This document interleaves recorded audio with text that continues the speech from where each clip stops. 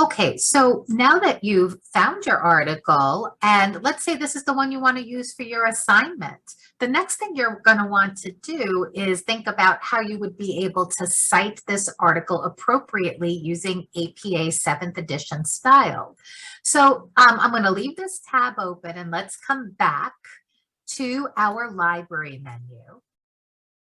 And let's go ahead and take a look at the APA style guide here.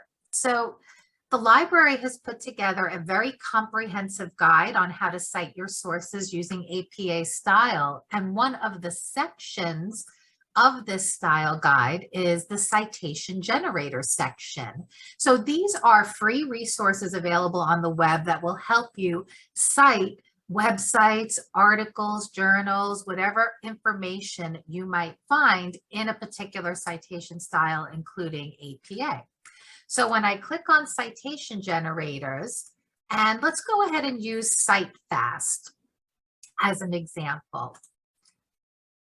Now, when you click on CiteFast, you'll see web page is the default, and then it actually gives you the opportunity to enter the URL. So let's come here back to our article, and let's go ahead and copy that web address, that URL, and then let's go ahead and paste it into CiteFast, and then click on the little magnifying glass to search.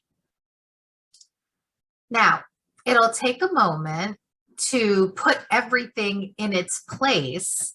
And then, of course, what you want to do at this point is check your information.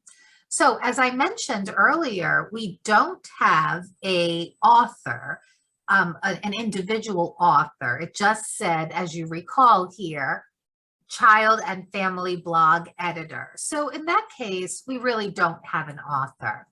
Now, if this was a government agency or an organization, we might put that as the author, but that's just not the case here. So we'll just skip that field.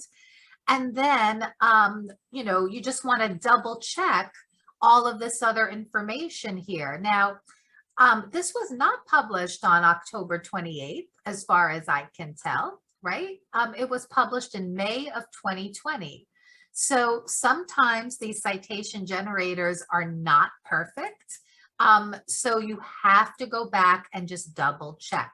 Okay, so I'm going to leave the day blank. And then I'm going to change it to May 2020, as it says in that byline at the top of the article. Then we have the title here, and it is appropriately in sentence case, which means the first word is capitalized and everything else is lowercase. It does give the name here of the site because we don't have an author, and the address where this article can be found. So once you double check all of that information in CiteFast, you can copy this and paste it into a Word document so that you can get started with your APA references page.